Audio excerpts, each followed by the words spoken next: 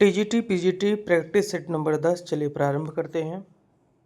तो पहला प्रश्न दिया जा रहा है यहाँ पे सबसे पहले, निम्नलिखित में से कौन सी पुस्तक आचार्य हजारी प्रसाद द्विवेदी की नहीं है। 4 विकल्प दिए गए हैं, तो इसमें से सही उत्तर है बी विकल्प, इनकी पुस्तक नहीं है। चलिए अगले प्रश्न पर आते हैं। भक्ति काल का नाम पूर्व मध्यकाल किस आचार्य ने दिया। तो सही उत्तर है आचार्य हजारी प्रसाद द्विवेदी ने। ऐतिहासिक विधि के आधार पर हिंदी साहित्य का इतिहास ग्रंथ लिखने वाले विद्वान की श्रेणी में आते हैं। तो सही उत्तर है गारसा दत्तासी और शिव सिंह सेंगर। हिंदी साहित्य जीवन की आलोचना है। हिंदी साहित्य की यह परिभाषा किसने दी। तो सही उत्तर है प्रेमचंद ने। हिंदी इतिहास ग्रंथ के ग्रंथकार कौन है। तो सही उत्तर है बद्रीनाथ भट्ट। कंपनी के शासन में हिंदुस्तान आधुनिक काल का यह नामकरण किसने दिया। सही उत्तर है जॉर्ज ग्रियर्सन ने। तुलसीदास को अनुप्रास का बादशाह किसने कहा। सही उत्तर है रामचंद्र शुक्ल ने। साधना के क्षेत्र में जो ब्रह्म है, साहित्य के क्षेत्र में वही रहस्यवाद, किसका कथन है। तो यह कथन है आचार्य रामचंद्र शुक्ल का। भारत में संत मत के आरंभकर्ता माने जाते हैं। सही उत्तर है नामदेव को माना जाता है। चलिए अगले प्रश्न पर आते हैं। निम्नलिखित में से कौन सा संत कवि आजीवन दूल्हे के वेश में रहा। सही उत्तर है रज्जब। राम भक्ति काव्यधारा का मुख्य स्रोत क्या है। तो राम भक्ति काव्यधारा का मुख्य स्रोत वाल्मीकि रामायण है। बेनी माधव दास रचित मूल गोसाई चरित्र में तुलसी की किस रचना का उल्लेख नहीं है। तो इसमें तुलसी की कवितावली नामक रचना का उल्लेख नहीं है। कहाँ जाइए हो हरि लागो रंग, मेरी चंचल मन भयो अपंग, किस राम भक्त कवि की पंक्तियां हैं। तो यह पंक्ति रामानंद जी की है। यह एक कवि ही हिंदी का पौढ़ साहित्य भाषा सिद्ध करने के लिए काफ़ी है। तुलसी के संदर्भ में यह कथन किसका है। तो यह कथन है रामचंद्र शुक्ल का। कबीर की कविता पूर्वी हिंदी का रूप लिए हुए ब्रज भाषा, खड़ी बोली, राजस्थानी व पंजाबी भाषा का प्रभाव उन पर पड़ा है। कथन किस आलोचक का है। तो यह कथन है डॉक्टर राम कुमार वर्मा का। सूरदास की कविता में हम विश्वव्यापी राग सुनते हैं।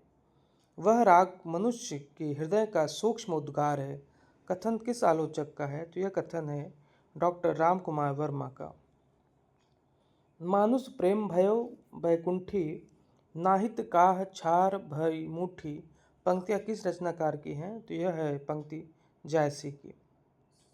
आत्मपरिचय किसकी काव्य आत्मकथा है।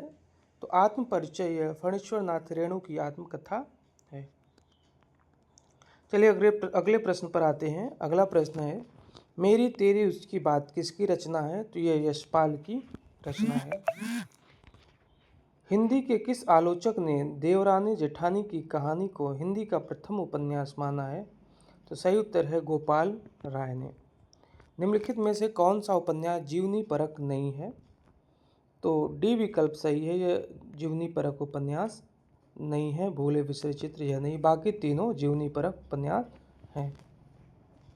खंजन नयन यह सूरदास से है संबंधित, मानस का हंस यह तुलसीदास से है और पहला गिरमिटिया यह महात्मा गांधी से है। भूले बिसरे चित्र यह जीवनी परक नहीं है।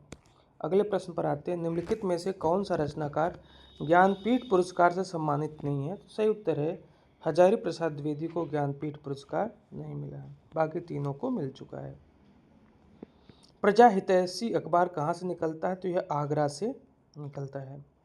मित्र संवाद किसके बीच होने वाले पत्रों का संकलन है। सही उत्तर है रामविलास शर्मा और केदारनाथ अग्रवाल के बीच। मणिकर्णिका आत्मकथा किसकी है। तो यह तुलसी राम की आत्मकथा है। स्त्री विमर्श की दृष्टि से इनमें से किस लेखिका की गणना घोषित नारीवादी लेखिका के रूप में की जाती है। सही उत्तर है यह प्रभा खेतान। अलमा कबूतरी किसकी रचना है। तो यह है मैत्रेयी पुष्पा की।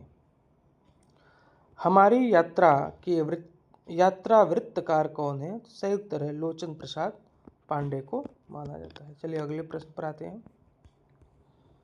हिंदी में रिपोर्टाज लेखन आरंभ करने वाले विद्वान कौन हैं? तो सही उत्तर है शिवदान सिंह चौहान। रिपोर्टाज के बारे में कौन सा कथन असत्य है? तो यह सहसा घटित महत्वपूर्ण घटना की संवेदनशील अभिव्यक्ति है, यह सही है। इनमें संवेदना की प्रधानता होती है, यह भी बात सही है। इसमें कल्पना की प्रधानता होती है, गलत है। यह कहानी रूपक और रपट के तत्व को समाहित करने वाली विधा है, यह भी सही है। निम्नलिखित में से कौन सा सुमिलित नहीं है? तो डी विकल्प जो है सुमिलित नहीं है, बाकी तीनों विकल्प सही हैं। सुधिया उस चंदन के वन के विष्णुकांत शास्त्री, चिड़िया रैन बसेरा विद्यानिवास मिश्र, लौटकर आना नहीं होगा कांति कुमार जैन, याद हो कि न याद हो, ये किसकी रचना है आप बताइए। डॉक्टर हरिवंश राय बच्चन की कृति क्या भूलूं क्या याद करूं किस विधा में लिखी गई है? तो यह आत्मकथा इनकी है। प्रगतिवादी समीक्षक कौन है? तो रामविलास शर्मा को प्रगतिवादी समीक्षक माना जाता है। कामायनी को मानवता के रसात्मक इतिहास की संज्ञा किसने प्रदान की? तो यह सही उत्तर है नंद दुलारे वाजपेयी ने। शीलवती सुरेंद्र वर्मा के किस नाटक के पात्र है? तो यह उनके नाटक सूर्य की अंतिम किरण से सूर्य की पहली किरण से है। आदिकालीन साहित्य से संबंधित निम्नलिखित में से कौन सा कथन सही नहीं है? ए विकल्प है दोहा आदिकालीन अपभ्रंश साहित्य का प्रमुख छंद है, यह सही है। दोहा कोशों और चर्या गीतों की भाषा शैली में कोई अंतर नहीं, ये गलत है, यही सही नहीं है। बाकी सी विकल्प देख लेते हैं। चर्या पद एक प्रकार के गीत होते हैं जो सामान्यतः अनुष्ठान के समय गाए जाते हैं, यह भी सही है। आदिकालीन बौद्ध सिद्धों ने दोहा कोशों के साथ साथ चर्या पदों की भी रचना की, यह भी बात सही है। चलिए अगले प्रश्न पर आते हैं। प्रबंध चिंतामणि की रचयिता का नाम क्या है? तो इनके रचयिता का नाम है मेरु तुंग। सौंदर्य शास्त्र के तत्व आलोचना के रचनाकार कौन है? सही उत्तर है कुमार विमल। हिंदी नवलेखन के रचनाकार कौन है? हिंदी नवलेखन के रचनाकार हैं रामस्वरूप चतुर्वेदी। मम्मट किस संप्रदाय के आचार्य हैं? तो मम्मट ध्वनि संप्रदाय के आचार्य हैं। निम्नलिखित में से कौन सी रचना मोहन राकेश की नहीं है? तो यहाँ पर छोटे छोटे ताजमहल इनकी रचना नहीं है। बाकी आषाढ़ का एक दिन, लहरों का राजहंस और अंधेरे बंद कमरे तीनों इनकी हैं। वामन के अनुसार कितने काव्य दोष होते हैं? तो वामन के अनुसार 4 काव्य दोष यहाँ पे बताए गए हैं। चलिए अगले प्रश्न पर आते हैं। असंगत का चयन कीजिए। मनीषी की लोक यात्रा यह जीवनी है। मेरी पत्नी और भेड़िया यह आत्मकथा है।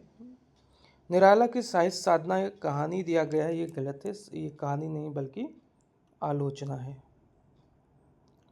हिंदू हृदय और मुसलमान आमने सामने करके अजनबीपन मिटाने वालों में इन्हीं का नाम लेना पड़ेगा। रामचंद्र शुक्ल का यह कथन किससे संबंधित है? सही उत्तर जायसी से। इनके आख्यान से पता लगता है कि उर्दू की अदालती भाषा नियत हो जाने पर कुछ दिन सीधी भाषा नागरी अक्षरों में भी कानूनों और सरकारी आज्ञाओं की हिंदी अनुवाद छपते रहे। यह कथन रामचंद्र शुक्ल ने किसके संबंध में कहा है? सही उत्तर है गारसा ताशी के संबंध में। शमशेर का गद्य हिंदी का जातीय गद्य है, कथन किसका है? यह है रामचंद्र तिवारी जी का। असंगत बताना है तो केदारनाथ अग्रवाल की रचना है गुल मेहंदी, पंख और पतवार। भवनी प्रसाद मिश्र की रचना है अनाम तुम आते हो मानस सरोवर दिन, ये गलत है, ये असंगत है, इसी को बताना है यहाँ पर। बाकी और तीनों विकल्प सही हैं। साधो और मछली घर विजयदेव नरशाही की है। अपनी केवलधार और उत्सव अरुण कमल की है।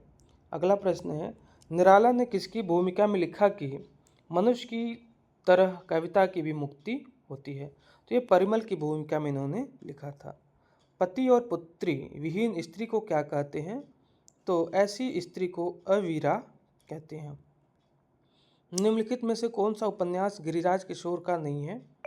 तो मुर्दा घर इनकी रचना नहीं है।